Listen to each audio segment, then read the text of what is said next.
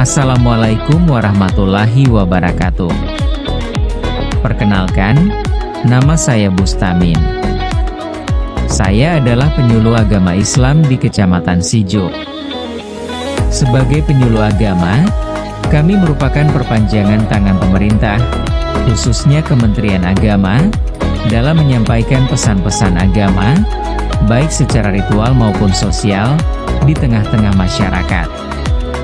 Kami sering disebut sebagai ujung tombak Kementerian Agama karena menyampaikan secara langsung informasi tentang ibadah haji, zakat, puasa, pernikahan, dan berbagai persoalan keagamaan lainnya kepada masyarakat.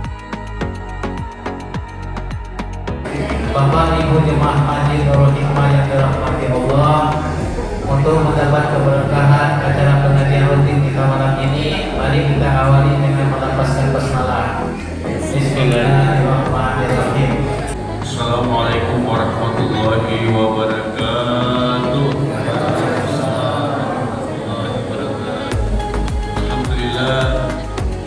Alhamdulillahirabbil alamin. Allahumma shalli ala sayyidina Muhammadin tibbil qulubi wa dawaiha wa afiyatil abdani wa shifaiha wa nuril absari wa hiyaiha wa ala alihi wa sahbihi wa sallim.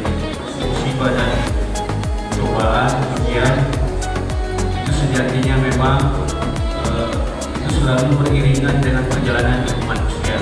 Kata ulama kita, sepanjang kita masih hidup di dunia ini, yang namanya musibah, cobaan, apapun namanya, itu selalu mengintai perjalanan hidup kita. Apa itu musibah? Sederhananya musibah itu Pak adalah keadaan yang menimpa diri kita yang tidak nyaman. Jadi musibah itu tidak mengenakan. Walaupun musibah itu ada yang skala besar, makanya ulama kita itu Bapak Ibu sekalian membagi setidaknya musibah itu ada dua tingkatan. Ada musibah yang bisa diatasi oleh manusia. Apa contohnya? Misalnya seperti kelaparan. Kelaparan itu musibah Pak. Walaupun mungkin secara fisik baik jasmani dan rohani itu mampu untuk mengatasinya, fisiknya kuat, jasmaninya sehat, tapi dia kelaparan. Ada apa coba? Berarti orang ini tidak ada usaha untuk mencari rezeki. Berarti itu musibah. Kalau ibu-ibu misalnya sebulan atau seminggu tidak diberi duit oleh suami, itu juga musibah. Jadi catat ini musibah. Tapi saya yakin kalau di sini ibunya ibu sekali baik dari kita. Itu musibah. Nah, termasuk orang yang terkungkung dalam dunia kemiskinan itu berarti 3 kilo Pak. Kalau ukuran darat itu 3 kilo. Bayangkan coba 3 kilo itu jauhnya. Nah, kalau itu jatuh kayak batu itu hancur. Kita banyak juga peristiwa di Indonesia ini, pesawat-pesawat yang jatuh sampai orangnya udah tidak bisa dideteksi karena sudah bercampur dengan bahan bakar daripada pesawat. Jadi minyak ya. Ada musibah, nah itu yang di luar jangkauan manusia. Ada juga misalnya gunung meletus, kemudian gempa bumi. Itu di luar Pak, di luar kemampuan manusia. Toh katanya manusia itu bisa berencana, bisa mengatasi. Tapi apa yang terjadi? Ketika itu terjadi bencana, manusia bisa cuma melihat. Nah itu yang terjadi saudara kita di Aceh. Aceh itu yang musibahnya adalah tanah longsor dengan banjir bandang. Itu yang menghantam atau yang menimpa saudara kita di Aceh. Dan bahkan yang agak parah itu di Aceh Tamiang, Kabupaten Aceh Tamiang itu Pak. Ada kemarin statement dari gubernurnya itu mengatakan bahwa ada 3 kampung itu hilang dengan kampung-kampungnya dengan orang-orangnya gitu. Itu tidak saja. Ternyata kejadian itu Bapak Ibu sekalian itu terjadi dini hari yang kedua yang ketiga dini hari. Kejadian itu kan hari Kamis ya. Itu hujan itu katanya mulai hari Rabu. Karena ada seorang penyuluh agama yang menceritakan kejadian itu dirilis mulai dari hujan dan sebagainya, terjadinya malam. Makanya banyak orang tidak bisa menghindar mengobati rasa sakitnya gitu. Bayangkan kan yang hilang itu bukan cuma harta kan, bukan cuma kendaraannya hilang, bukan cuma rumahnya, tapi saudaranya itu semuanya yang meninggal. Ada yang mungkin suaminya cuma hidup, istrinya meninggal karena berpisah pada malam itu Pak.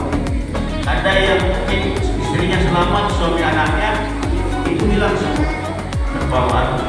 Bahkan sekali pos semuanya udah dicari, itu hilang semua. Luar biasa. Jadi inilah lemahnya kita Pak, lemahnya manusia di hadapan musibah. Dan bahkan musibah itu memang sering terjadi dalam kehidupan. Nah inilah tadi makna ayat yang bercerita di Quran surat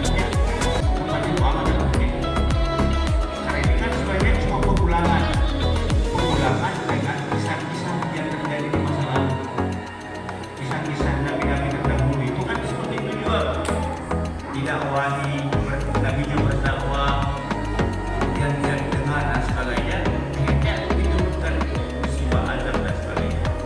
Penyuluh agama Islam, kami dituntut untuk memiliki mobilitas yang tinggi. Jam kerja kami bahkan dapat dikatakan berlangsung selama 24 jam.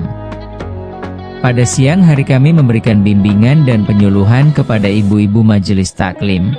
Sedangkan pada malam hari kami melakukan pembinaan kepada bapak-bapak.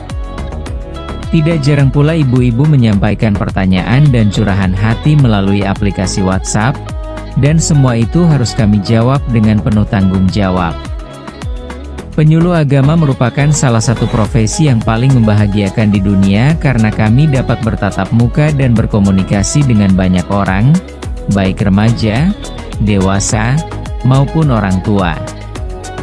Rasulullah Shallallahu Alaihi Wasallam diutus ke dunia bukan pertama-tama untuk mengajarkan sholat atau puasa, melainkan untuk berdakwah dan memperbaiki akhlak manusia. Nilai-nilai inilah yang hari ini diteruskan oleh penyuluh agama Islam dengan berdakwah, membina, dan membersamai jamaah majelis taklim. Wassalamualaikum warahmatullahi wabarakatuh.